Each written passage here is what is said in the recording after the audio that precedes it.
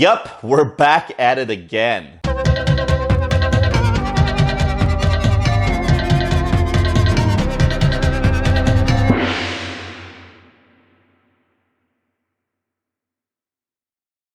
Bad Boys for Life. Now, Bad Boys for Life is the third movie in the Bad Boys franchise. Yeah, I think it's almost been 20 years since the last one. And truth be told, I do have a soft spot for these films. I know they are really silly, really stupid. I mean, they don't make sense whatsoever. The previous two installments were both directed by Michael Bay. And yeah, I mean, this was way before he raped the Transformers with his shitty Transformer movies. But you know what? Back in the day, he was legit for 90s cheese. Like high-octane action with two charismatic leads. That was his niche. I mean, The Rock was amazing, and so was the first Bad Boy movie. Like, Will Smith and Martin Lawrence as Mike Lowrey and Marcus Burnett were perfect. Great banter, and the movie was just a great combination of really over-the-top R-rated action and funny buddy cop movie isms in a film.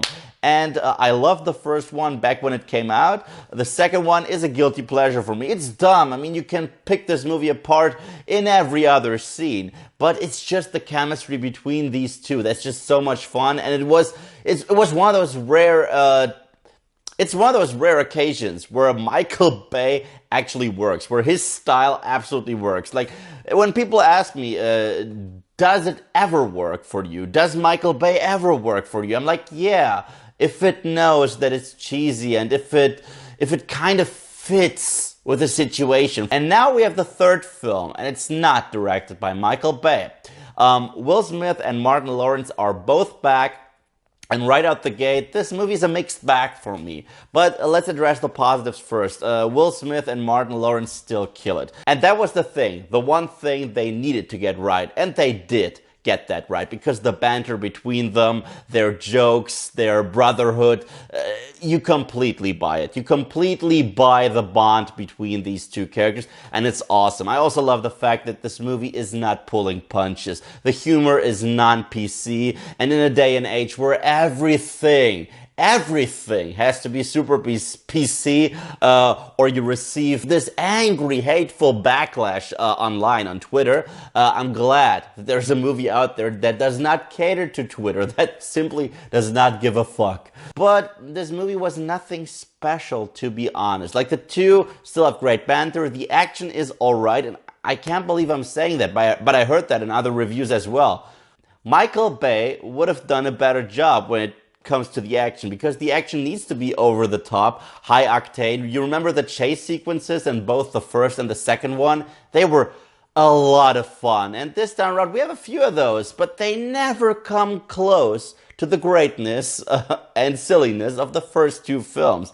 Also, every single time this movie wants to be serious, it falls flat. You can't take this stuff seriously. Like, there's a twist in the film, and I was like, seriously? It's really dumb. The plot is dumb, is what I'm trying to say. And this movie sometimes forgets that it's a stupid film. But again, those two lead actors, those two lead characters are just so great together that I was enjoying myself watching them on screen. Which is why it's kind of a bummer that throughout the first act, they find a way to separate Mike and Marcus. I was like, I don't like that, because the strength of these films is to have them together.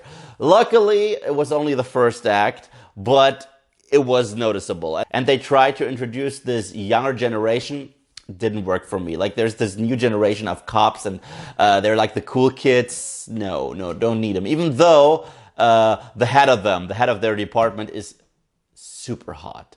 But yeah, I didn't need any of these characters. I was also glad that they brought the captain back. Their supervisor is still in the film, which is always a blast. I love him. He's the guy from The Matrix and Memento. I always forget his name. But yeah, it's some hilarious bits. So all in all, this movie was a fun time. I'd give it the bronze medal. Yeah, I mean, you can definitely check it out, but you do not have to rush to your next theater to watch Bad Boys for Life. Like, please know that I'm not you. please know that I don't know whether or not you're okay with these films, because not only do you have to suspend disbelief, you have to throw it out of the fucking window to enjoy this film. I kinda did. It's not gonna be one of my favorite movies of all time, or the year, or the week, to be honest. But for what it was, I had a good time. So, Bad Boys for Life, have you seen it? What are your thoughts? Let me know in the comment section below. And thank you guys, as always, for watching. And, nope, there's one more thing that I wanted to mention. And that is, I got a subscriber called Roland Soup. And he's been very supportive. Very supportive. He's been commenting underneath every single of my videos lately. And I just want to say thank you. Thank you. Means a lot. So, Bad Boys, have you seen it? What are your thoughts? Let me know in the comment section below. And thank you guys, as always, for watching. If you like what you see here and you want to see more, then just subscribe.